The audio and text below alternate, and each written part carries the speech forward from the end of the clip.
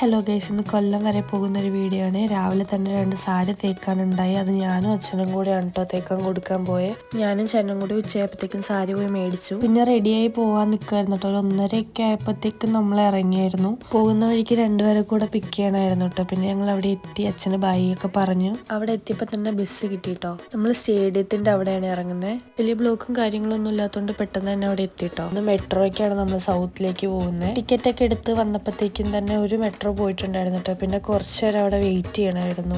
അപ്പം തന്നെ നമ്മൾ കയറി. ഇവിടുന്ന് 2-3 സ്റ്റോപ്പുള്ളൂ കേട്ടോ സൗത്തിലേക്ക്. നമ്മൾ പെട്ടെന്ന് തന്നെ അവിടെ എത്തി. അമ്മയ്ക്ക് എസ്കലേറ്ററിൽ കയറാൻ പണ്ടോട്ടേ പേടിയാണ് കേട്ടോ.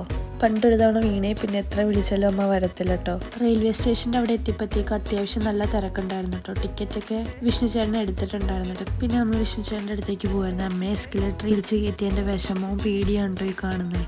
2:30 ആയപ്പോഴത്തേക്ക് നമ്മളവിടെ എത്തിയായിരുന്നേ. ഈ വരുന്നതാണ് വിഷ്ണു ചേട്ടൻ. ആള് കുറച്ച് ദൂരെ ഇരുന്നേച്ചേ.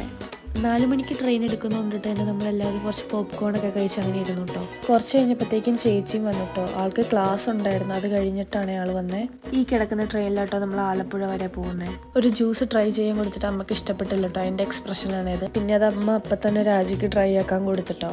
നമ്മൾ 6 പേരും രാജിയുടെയും വിഷ്ണു ചേട്ടൻ്റെയും വീട്ടിലേക്കാണ് കേട്ടോ പോകുന്നത്. കറക്റ്റ് 4 മണി ആയപ്പോഴത്തേക്കും ട്രെയിൻ അവിടെ നിന്ന് എടുത്തായിരുന്നു കേട്ടോ. ട്രെയിനിൽ കയറിയപ്പോൾ തന്നെ 2 ആളും നല്ല ഉറക്കമായിട്ടോ. പിന്നെ ബുക്കൊക്കെ വായിച്ചിരുന്നപ്പോഴത്തേക്ക് ആലപ്പുഴ എത്തി. ബാക്കി വിശേഷങ്ങൾ അടുത്ത പാർട്ടിലിടാവേ. അപ്പോൾ ഓക്കെ ബൈ.